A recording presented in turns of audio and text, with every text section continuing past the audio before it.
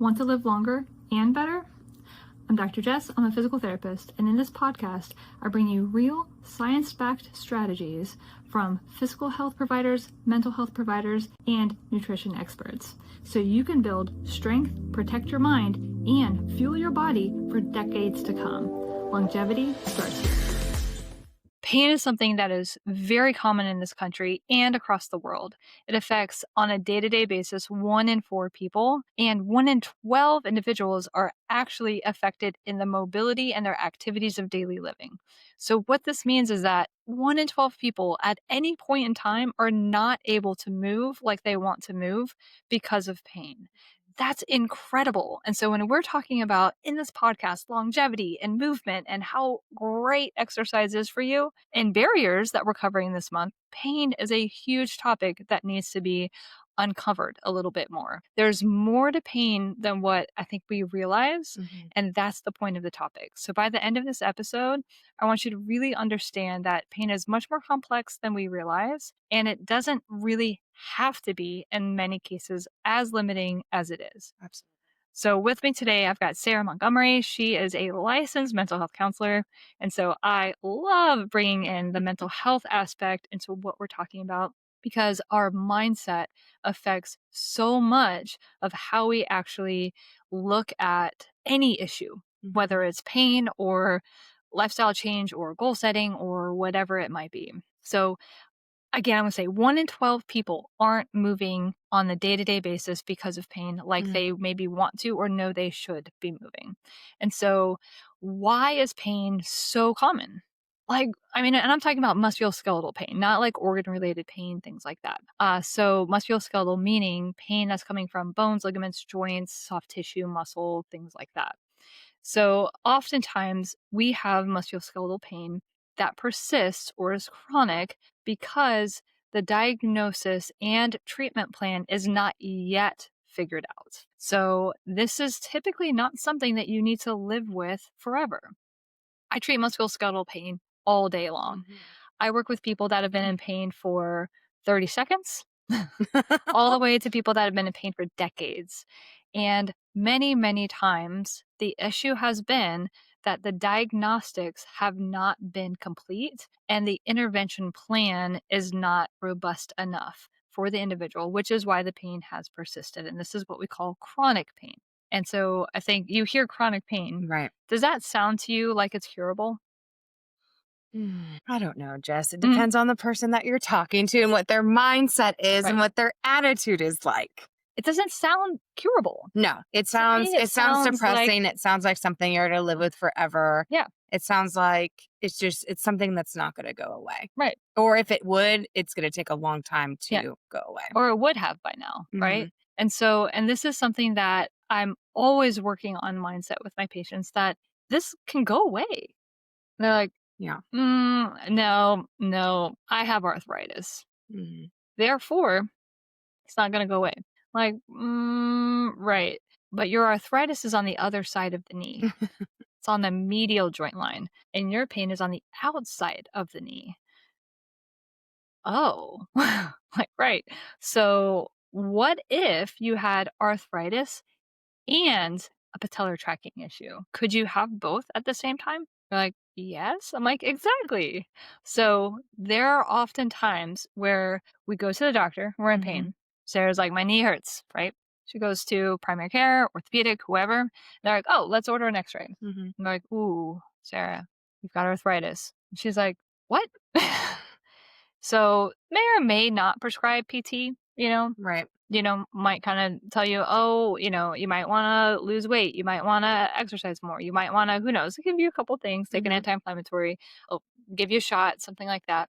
But here's the thing. Why would Sarah only have pain in one knee, right? Right. Why only arthritis in one knee? So if she's going about her day, walking and running and jumping and bouncing and living her life, wouldn't both knees have arthritis if we had breakdown, So oftentimes we get a diagnosis and we stick it on as a label. Yep. I'm arthritic. I have fibromyalgia. I have degenerative disc disease. And this becomes our identity. Yeah. It's how we live our life. And it affects our belief system. 100%. And that is the mental health part of it, of Mhm. these identities that we put on, and then we believe that we have to hold this Yep. as our truth and our our definition of this diagnosis equals I can't insert blank, Right. whatever that I can't is, Mhm. because I'll be in pain. Right.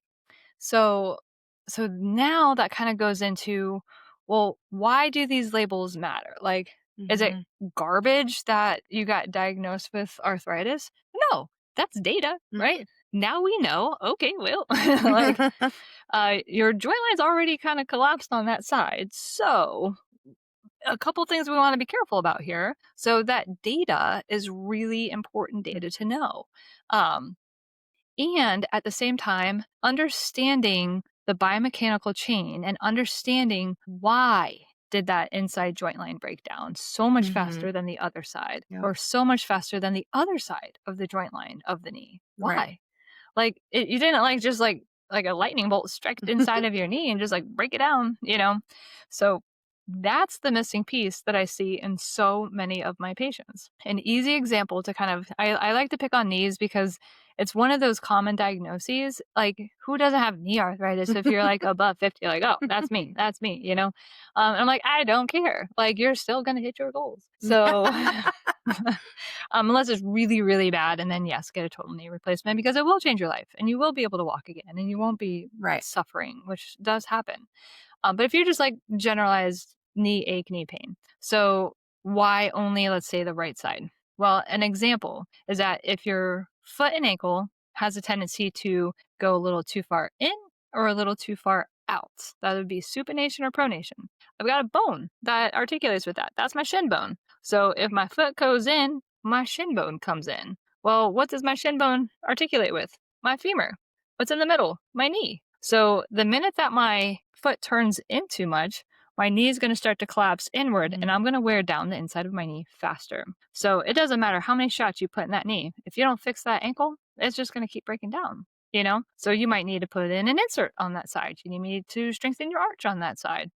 That's just one example. It could be hip weakness does the same thing, but from the other side. So now the femur or the long bone in your leg starts to come in when you stand on that leg because the hip's not holding you up. Well, now that puts that stress onto the knee, but in a different direction. So that's another really, really common thing that happens. Because who goes to the gym and works their deep hip staplers? Most people don't even know what that means when you say that. They hear that and they're like, "What?" I don't even know. Exactly. I didn't know that before I went to PT school. Like, I played all sorts of sports. I worked out and I was like, wait, what? Well, and I think Like, that in and of itself can be a big barrier is doctors, therapists, whatever your diagnosis is that you're going in for whatever your issue is, there's not enough education behind it to understand what's really going on right, and to even understand, like Dr. Jess was just explaining, if you're even looking in the right area for the diagnosis. right. But why did it happen? Right. So we can treat the symptom, but Mhm. we don't always treat the why, which is why the pain persists Mhm. in many, many cases.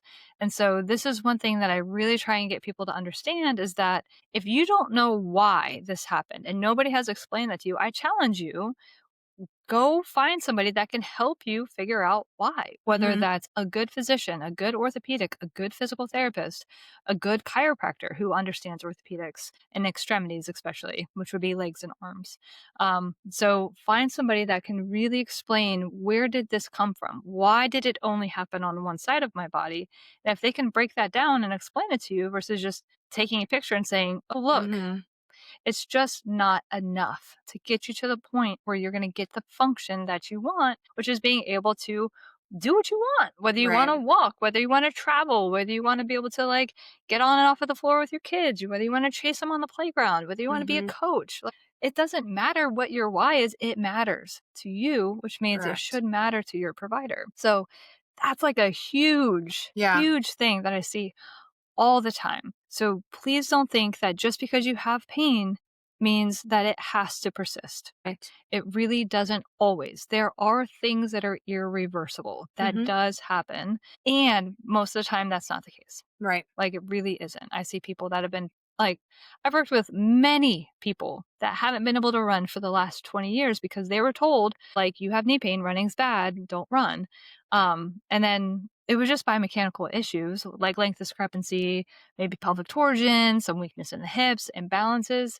We get it going, and, like, I've got, like, one gal, she's now on training for her 2nd marathon, she ran 2 half marathons. So this was, like, 5 years ago Right. that I got her back to running. She's crushing it, she's only in her 40s, Mm, you know? So it's that's like, exciting. and she loves running.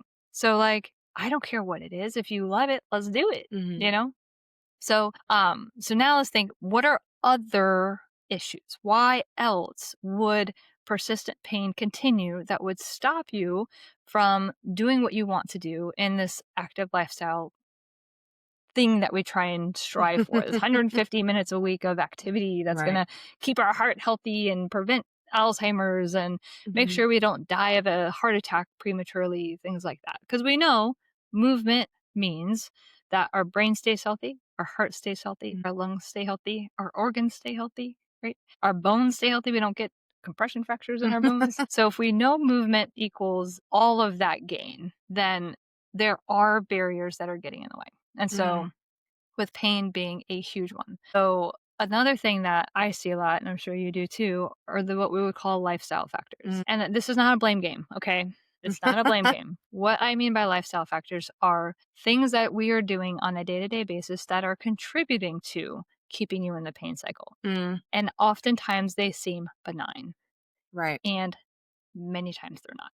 So, how many of your people sit all day at a Right. desk to work? Most of them sit all day at a desk to work, and then they're sitting again if they come and see me Right.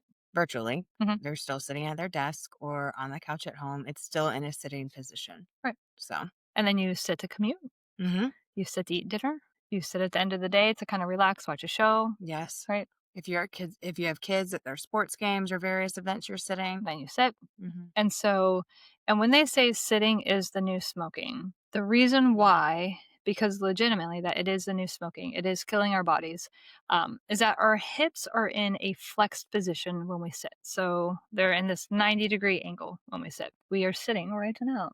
Okay. The goal is to get position change, right? So stand up, sit down, walk, stand up, sit down, walk, stand up, so that constant change of position is what's really healthy. So Right. when our hips are in 90 degrees of flexion or they're bent, the muscles on the front of our hips are hip flexors. Those hip flexors attach to the front of our spine. Okay. And then our spine is in a little bit of flexion typically, which increases the stress on the discs in our back. And when we sit, it's not just like this linear increase in stress from standing, walking to sitting. It actually increases exponentially, Mhm. right? And if we sit in what we call slump sit posture, which is where we kind of round the pelvis underneath us, and we do that, gravity's pushing me down. I don't really feel like fighting it anymore. That skyrockets the pressure on our discs. So if we want to break our discs down rapidly over time, sit in a slump sit posture, which how many of our cars encourage a slump sit? Right. Because the seats are those bucket seats and they all put our pelvis into a Mhm. posterior rotation, which flexes our spine, which increases stress on the discs, Right. which creates more pain. I go into so many of my patients' cars and we work on adjusting their seat because their back hurts when they drive. Right. And we do everything we can to get them as neutral as possible. So not only are we increasing pressure on the discs, but we're shortening the hip flexors, which pull the spine more forward, which further compresses it. So we're in this cyclic loop, right? In addition to just the deconditioning that happens, right? So when we stand, our hip is going to be in a neutral position, and how we load onto our spine is typically going to be a little bit more neutral as long as we have good standing posture. Then when we walk, our hip goes into an extended position, and then our spine goes through gentle rotation. Mm, So when okay. we walk, that's why it's the least amount of pressure on the discs. So you're getting gentle movement through every single joint in the spine, which are Mhm. called the facet joints. Every vertebrae, there's a joint in between them on both sides. So we're flushing every joint all the time with every step we take. And the hip is going through nice, gentle range of motion. So we prevent that hip flexor getting really tight and just Mhm. pulling on the back. So this is why walking is so vitally important for not only heart health, lung health, but spine health. And so being able to like walk during the day is not always super easy. In Right. my job, I can't like walk on a little pad while I treat patients. You know what I'm saying? Like you're Nor do like, you have time to get out the door, like, ever. right, yeah. Very rare. So some jobs are hard. I can sit and stand all day, but I Mhm. can't necessarily walk, which is why I have to do that either before or after work or both, Mhm. depending on what I have. But a lot of jobs, you can be at a desk. You can have a Yes. walking pad underneath you. So there's things that we can do even if you can't get the walking pad, like I really encourage a lot of my patients.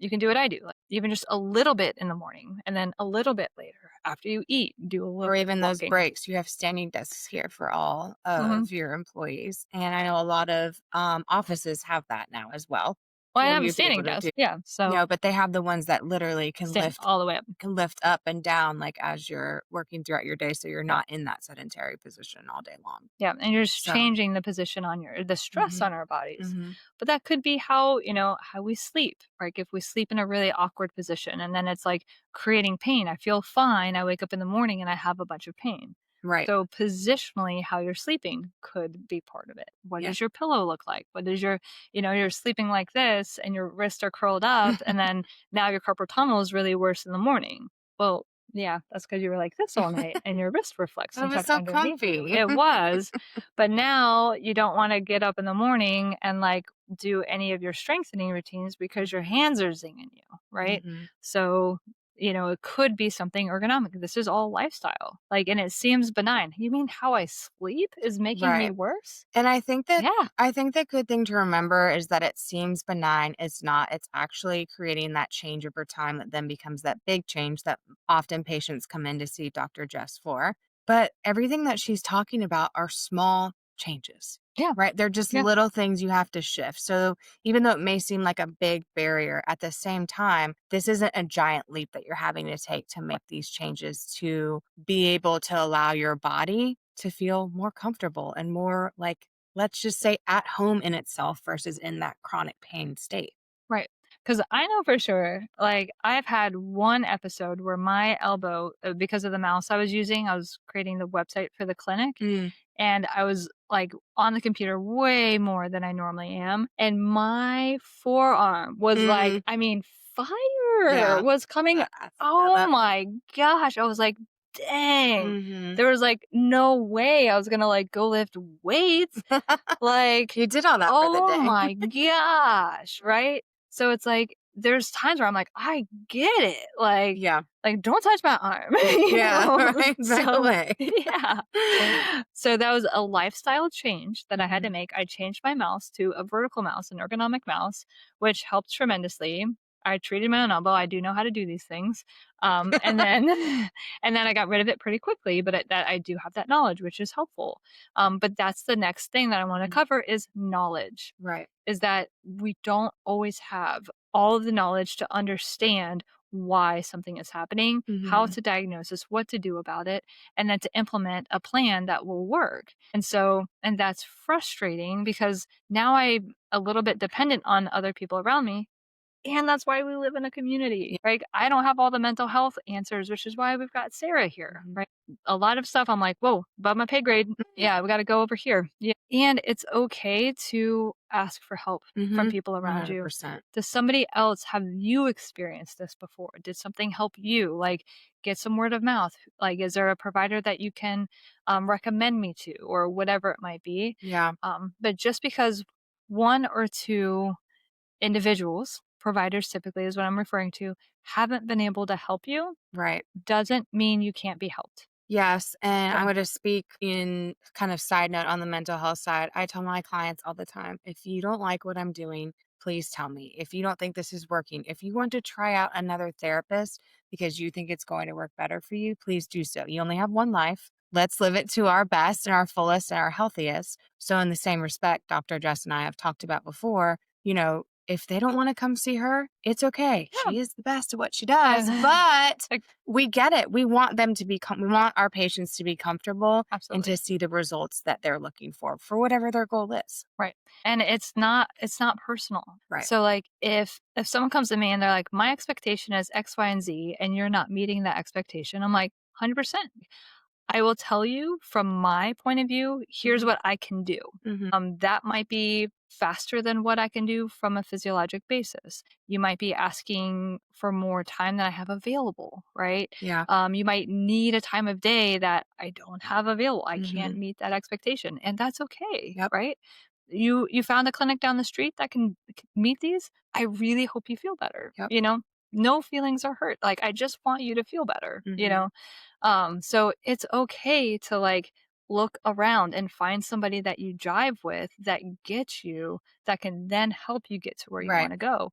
But I mean, I've got one lady now. I mean, she's been to like I don't even know so many doctors. I mean, she came Mhm. in, there's still undiagnosed stuff going on. I was like, you don't yet have your Mm, answer. It's not yet. I was like, you have to get onto wait list, get on the cancellation list, yep. like keep calling, keep asking. And then finally, we've been working together for months and months and months. Super weird stuff is going on. She got a diagnosis Mm. and it's treatable. That's Like, awesome. it's such a big deal. And they're like, thank you for pushing us to, it's not yet. You have to be your Not yet. best advocate Yes. when it comes to physical health, mental health, whatever it may be, and keep, in a sense, fighting to get those answers. Mhm. Because, like I said, I want to live my life in the best way possible. I'm still working on it, but Yeah. Well, we're always you working know, on it. We're always on a journey, we you know? are. But don't Yeah. let that be a barrier. Don't let that chronic pain and not having the enough information or enough answers be a barrier to stop looking for them. Right. And so another thing that happens that keeps people in pain that persists, because I kind of like saying that better than chronic pain, pain that persists. Doesn't it sound better? It does. It doesn't sound Yeah. as scary. Right. Yeah. Yeah. So is the negative feedback loop that Mm, happens. So okay. let's say my neck hurts, right? So my neck hurts and I go to the gym. I'm like, I'm forcing myself to go. I'm supposed to do this, right? Uh, and I start lifting weights, right? Now I'm already tense because my neck is hurting. I lift some weights and I'm going to guard where I'm in pain. And Mhm. now my pain is worse, Right. right? So I just kind of kept myself in this negative feedback loop because I didn't do anything to break my cycle, Mm, right? So if like you're kind of always in pain and it's always there and you're never really doing something to like fully disrupt the cycle, mhm. bodies are really good at going Yeah. and they just hold. So it could be emotional trauma. This is very common when we talk Mhm. about fibromyalgia, like pain Yeah. that persists. Typically, we bring all the way back to whatever the trauma was. Mhm. I always tell people, You don't have to tell me. Okay, like, unpack that with your mental health counselor." But we know before this, there's car accident, all sorts of things. Now, there could have been physical injury that was sustained. Right. I see this a lot with car accidents because it's like, wham! I mean, just Mhm. bam! All of a sudden, it's loud, it's Right. traumatic. There's potentially you were rushed off in an ambulance. Everything's going on. You're out of control. Surgery. You're in the hospital. You went from being normal functioning to I can't move. Right. That is a crazy amount for your brain to process. Yep. So now it's 20 years later. Why does your neck still hurt? Mhm. Okay. Oh, okay. Yeah. Let's think back Right. now. I do this with my clients too. Let's look back. Yep. Yep. And it could have been that. It could have been who knows what, right? Mhm. Um, so did the body go into a guard that it's like, I never want that to happen again. I Mm. never want that injury to Mhm. happen again. And so there's no higher level of function in our muscles. Okay. Yeah. They don't go, oh, wait, if I do this, I'm going to give the person a headache every day. Right. Right? The muscles don't know that. Mhm. Our cortex of our brain is sending the signal. Right. So this is part of just our nervous system and learning how to chill versus upregulate, Right. right? And learning how to break that cycle Mhm. is hard. That is hard. Right. And it's possible. It is So, possible. yes. It's okay for things to be hard. Yes. Yeah. I think that sometimes can get in the way of all of it. Mhm. So, And this is where so much comes into mindset. mhm. So much comes into it. Is understanding, is what I'm doing going to create harm, or is Mhm. what I'm doing benign, Mhm. or is what I'm doing helpful? Huh. Right. I always Yeah. ask, is it adding value or is it taking away? Right. Right. So this person with this neck pain, right? They tell me, well, I don't walk for exercise because my neck hurts more. I'm like, "Okay, so that's okay, cool. Explain to me what happens when you walk." This was literally just, like, probably 2 weeks ago. Mhm. As somebody who legitimately, like, wants to age well. It's like, "But every time I walk, my neck hurts Oh more." gosh. Yeah. No, like, for real. This is upregulated. This Mm. happens all the time. Yeah. And so I was like, "Okay, so explain to me during the gait pattern, which is walking, when is the neck involved?" And he was like, "Right." I was like, "Okay, so we know that. So we're just gonna create some knowledge here, right? So we're just gonna build on that. So if the neck isn't involved, you're holding it upright against gravity, but you're doing that now sitting still. Right. And you're doing that now while you're just standing. Okay. So there's not a whole lot more when you Mhm. walk that would cause the neck to hurt. However, your breathing rate is going to increase when you walk. So if your breathing rate starts going up, do you start to tense?" It's like, maybe, you know? Mm. So I was like, "Have you had any issues in the past with like fainting episodes, any heart related issues, any heart scares?" Yeah, actually, I fainted recently, and Mm. they're doing a full cardiac workup on me. I was like, "Is everything fine?" "Yeah, everything's fine. He was just dehydrated." So Okay. now it Some good starts to go answers. up, Mhm. and now the upregulation starts, right? So it had nothing to do with mechanical neck pain, you know? Mm. So it had everything to do with I'm associating this is a fear avoidant association Yep. of like, am I gonna have a heart attack? Right. I'm fearful that it's like, but now let's use the data. Mhm. I mean, you might, let's look at the data. Like be careful. But if the data shows that the heart is healthy, you fainted because you're dehydrated, Right. it's Florida, it's summer, like you're Yeah. in the sun for a long time, you stand up, blood pressure drops, and boom, you faint, you Yep. know? So that was not we would not call that a cardiac event. So different. So all of these are times where we just need to like back up and say, where's my Mhm. negative feedback loop Yep. and what's contributing to this feedback loop? And I need to at some point put a little cog in that wheel, like Yes. jam it in Yeah, so because it you're stops. when you're using that negative feedback loop, whether it's for a few weeks or months or years, your brain, remember, changes its actual chemistry to fit that narrative, Right. right? So that's why she's talking about, okay, what are we going to insert here from the knowledge that Dr. Jess gave me about, okay, it's not my heart, everything's fine. I was just dehydrated. It's not walking gives me neck pain. It's Hmm. just I needed some more nutrients. I needed some more H2O, right? I needed to prepare myself for this walk. Maybe I was a little bit stressed that day. Maybe I had a bad phone call before the walk, right? So Right. just looking at all of these external factors that are Hmm. playing into that negative feedback loop Yeah. can help reset and start that process of your brain being like, okay, it's not, I can walk. It's not going to be a bad thing. I don't have to be fearful anymore.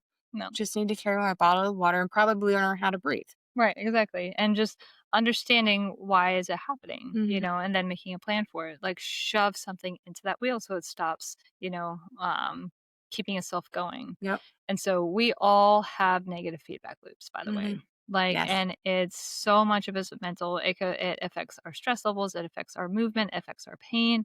That jaw pain that you get with that kind of like, oh, now Hmm. at the end of the day, my jaw hurts, my temples hurt, I get a headache. Yep. All of that is going to be negative feedback loops. And so interrupt, like be an interrupter Hmm. and see yourself as an interrupter. So that way you kind of define it of like, wait, I feel like this negative feedback loop is happening again, and I'm the only Yes. one that suffers. Yeah. Like, well, dang, you Yeah. know? So recognizing those triggers for sure, depending on what it is that you're dealing with, to be able to insert and be like, hold up, it's starting again. I'm going back into the cycle. What Right. do I need to do to stop this Yeah. and start my new cycle or take a quick Hmm. break?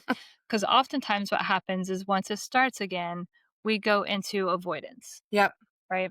And so I don't wanna look at it. I don't wanna do this. This is hurting me. This is painful. This is Hmm. whatever, and I'm miserable, and I just wanna go into the dark and hide. Yep. And the issue is that that keeps you there, Yeah.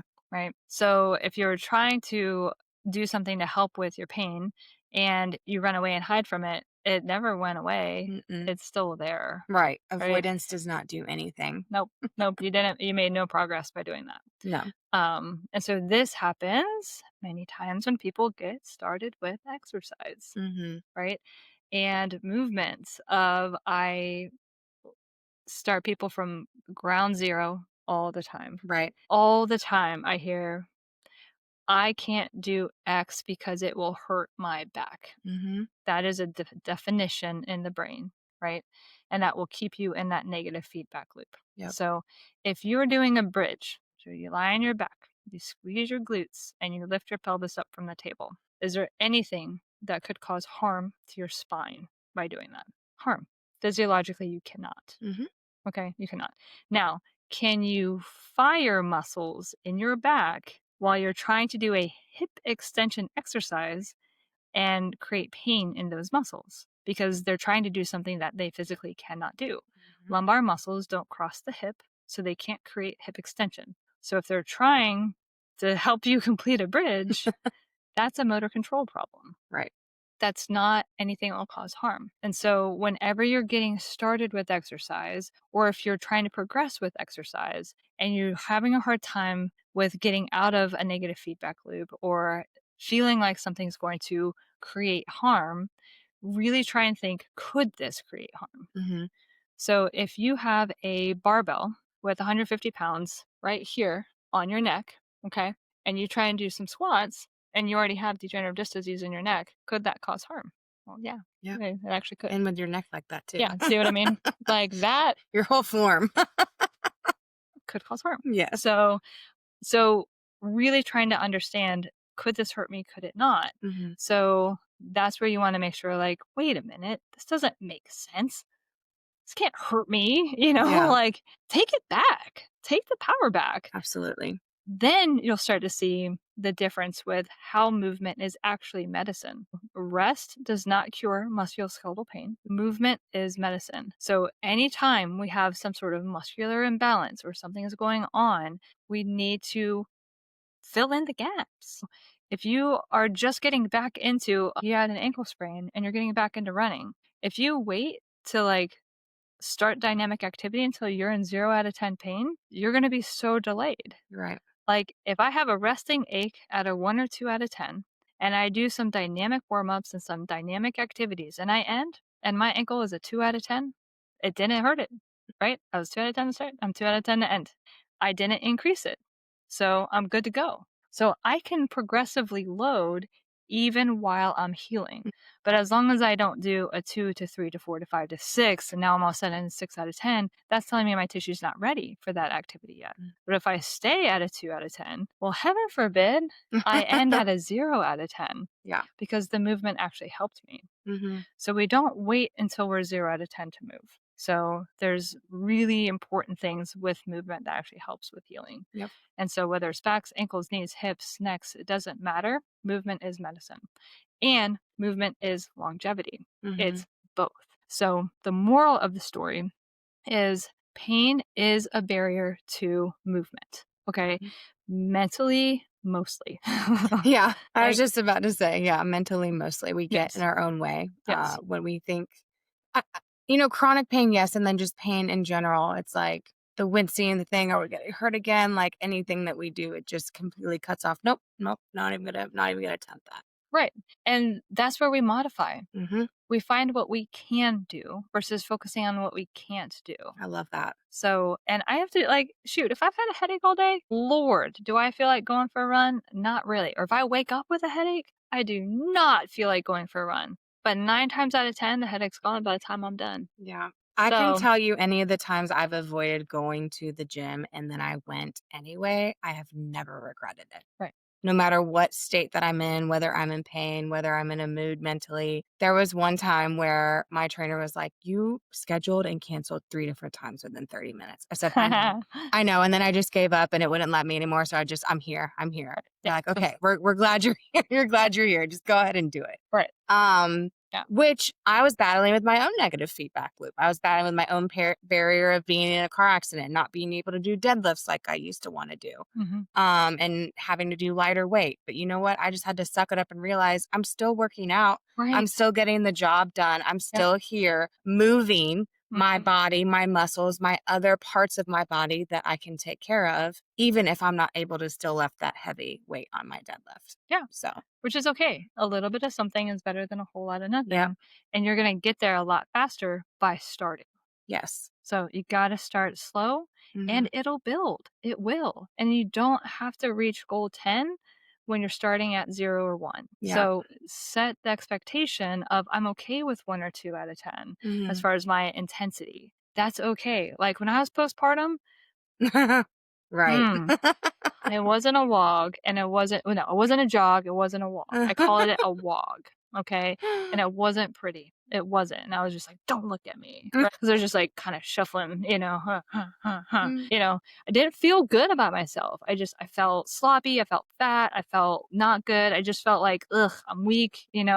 It's like I don't know, somehow, like, when you're pregnant, you're like, "Ooh, yeah, I'm pregnant, I'm, mhm. like, doing good," you Yeah, know? right. And then you're postpartum, you're like, "I'm just fat." Like, You're I like, "What am I don't supposed to do with feel all of this?" good about myself right now. Yeah. I'm stretched out, my abdomen is stretched, my hips are weak. Mhm. I'm tired, like, I don't feel like me, and now I'm gonna walk with an audience of neighbors? Who know Lord. I'm a great runner and train other people Ugh, and all these other things, man. right? Like, And now negatives, like, feedback loop was going yeah, on, and yeah, that's where I had to challenge myself. "Listen, like, yeah, you were pregnant for 9 months. Your yes, abdomen stretched out. yeah, Like, it's gonna take you a minute. It's right. okay." Yeah, and I think we Like can say in and of itself that time frame for chronic pain, whether it's from postpartum, car accidents, just long-term injuries, like whatever it may be, genetics, it will take time and that's okay. And I think as we've talked about in other episodes, we're such an instant gratification society I want that that. I would love to lose my 20 pounds like right now. Trust me, I could walk out this door and be 20 pounds lighter. Great. But I know that's Absolutely. unrealistic and I think the encouraging thing is it took time to get here, but it's not gonna take as long to reverse that thinking or create new thinking. It doesn't even have to be reversed. Yeah, just You new. can create new thinking patterns, just new patterns of exercise, whatever it may be, in order to reduce that chronic pain and actually just live your life and enjoy it and be happy. Right. So the takeaways Mm, are if you don't yet know why you have pain, mhm. then try and work with somebody that can help you with the why. Yep, Why is this still happening? And then from there, you can actually make a plan for how to get it more under control. yep, The other thing is to see what are the lifestyle factors that could be contributing. So, is it that I'm sitting too much during the day, which is putting stress on my back? Is it how I'm sleeping, which is putting stress on my neck? mhm. That's me. Or my hands, things like that. Mhm. Any of these lifestyle factors that you can change. The other thing is arm yourself with knowledge. So, what could be things that could help me. And so that could be doing research, it could be talking to providers, it could be talking to community members, but knowledge is power. And Absolutely. so better understanding any of this is going to be helpful. And then finally, you've got to put a cog in that negative feedback loop. I Mhm. mean, when I say shove it, I mean just shove it in there and like disrupt. Yeah. Um, and it's like I've had to do it so many times to myself where I'm like, whoa, Yeah, sit back and really like, see what you're doing to yourself. you are not being very nice Right. to yourself right now. Yeah. And that's where I have to put the cog in the wheel and say, enough, Yeah. enough, Yeah, you and know? I think you can do that through reminders on your phone, sticky notes around, just having like a note that you're taking with you everywhere, a note in your car. There's so many things that you can do to start that mindset differently so that you don't even have to necessarily start taking that step back because you're starting that negative feedback loop again though, Right. right? So, So the moral of the story is pain is complicated mhm. and there's so much that goes into it and the physical response, the emotional response, the stress response all contribute to what you're feeling. And so really better understanding it is how you're going to get ahead of it. Yep. And having a good team around you is also typically helpful. Yes. So if you found this helpful or you can think of somebody in your life that this could help, please forward them this episode. It might make a difference for them, and then, like, subscribe, all the good things kind of helps us grow the channel.